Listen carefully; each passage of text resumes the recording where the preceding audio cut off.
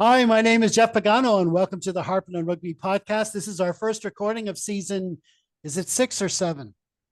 I'm pretty sure it's 7. By the way, what I just did there, it was a mini shout out for my kids. If it went over your head, just ask anyone you know who's age 16 or less.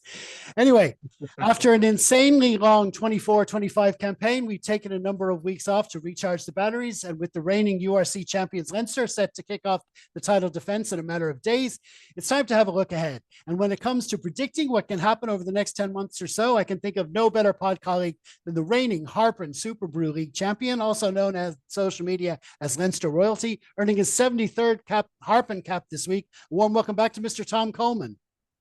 That's quite the intro, Jeff. I feel like I'm in Madison Square Gardens for a prize fight, Yeah, but I'll take it. that's listen, when you win the Harpin Super Brew League, you get this. I mean, you're already Leinster royalty, but you get the extra royal treatment.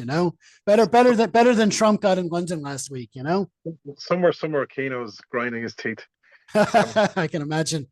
Okay, well, listen, let's crack on with the subject at hand. Now, I may have already said it once, but I really don't mind repeating that it was Leinster who won the 2025 United Rugby Championship Grand Final at Croke Park back in June, a superb end to a season that had been going extremely well until the Northampton Saints rocked up to the Aviva Stadium. So I suppose the question is, Tom, do we have to go one better on the trophy front this season, or where do you see our expectation levels? I think every year Leinster's expectations is to be thereabouts in the last for the both competitions year on year. I think we've probably learned to taper that a little bit, given our heartbreak for the last few years, especially in Europe. So look, I've always said before, we've always said on here this, we Leinster don't have a God-given right to win a trophy, and believe me, that has been the case for the last few years. But I think the value of winning the URC last year can't be underestimated. Um, Leinster were post Johnny Sexton were developing a little bit, and including Johnny was there at the end. The nearly man, and something was missing in the top 2 inches, and that conversation translates very easily into the men in green and last eight and all this sort of stuff and the psychology of sport. So winning the URC, even though they've won it, even though they've won that competition in its various guises plenty of times, um, winning it and winning it in such impressive fashion, I think 16 wins in the regular season, and then to be fairly dominant throughout the knockouts. And whilst the neutrals will give out a very one-sided final, I certainly wasn't giving out about it.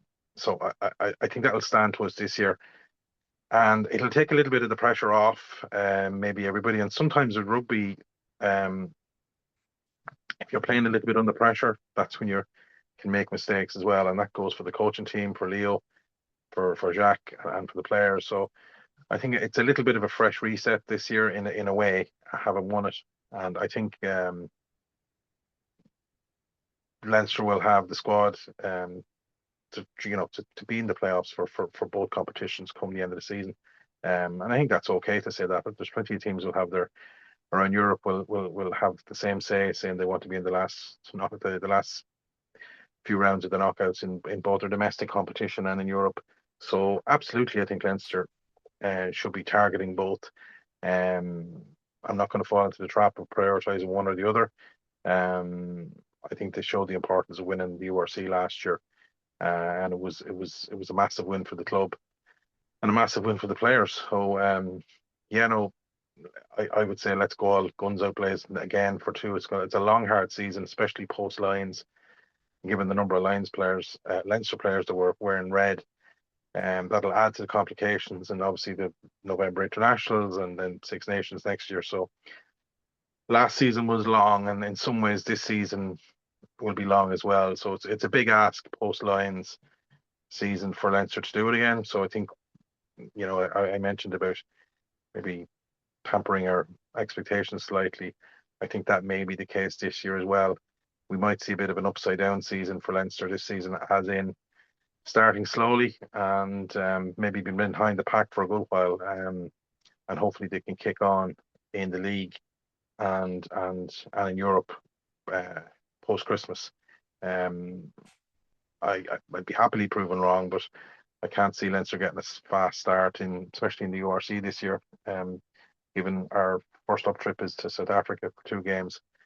I'm sure the Bulls will be waiting in the long grass. Though I don't know how long the grass is in Pretoria this time of year, but the long dry grass. But yeah, look, it'll be difficult. What I would be hoping is that I know we'll chat about some of the players. Some of the guys that got a lot of exposure last year in the first team, that they'll even be better this year. And they'll be needed to try and get that decent start, because we're going to be missing players for quite a few weeks, and we have some 2 or 3 long-term injuries until the new year. So they'll all add up to where for the guys that came in last year and played a lot of league performances. I'm thinking the likes of Dermot Mangan and the likes of that, where he'll have to kick on and step up, and I'm sure he will, to play a strong part in the first 6, 5, 6, 7, 8 games. Put a number on it. Who knows what that number is? Realistically, we're not going to see a lot of the players until the Munster game in Croke Park. So yeah, challenging season, but look, no different than the other teams. All our competition, the URC, struggle to play in both competitions as well. So, we're not unique in that situation, and strains will come on their squads as well at various times in the season for multitudes of reasons. So, look, as long as Leinster can sort of bring that consistency throughout the season, they'll be thereabouts before the end of the season, and that's all you want, really. That's all you can play, all you can hope for, and get players back. Hopefully, as the lads got an extended summer break, so to speak, after the Lions, they could be a little bit fresher come the pointy end of the season. That's in hope. It doesn't necessarily translate into that, but that's the hope, maybe, that they could be a little bit fresher come April, May.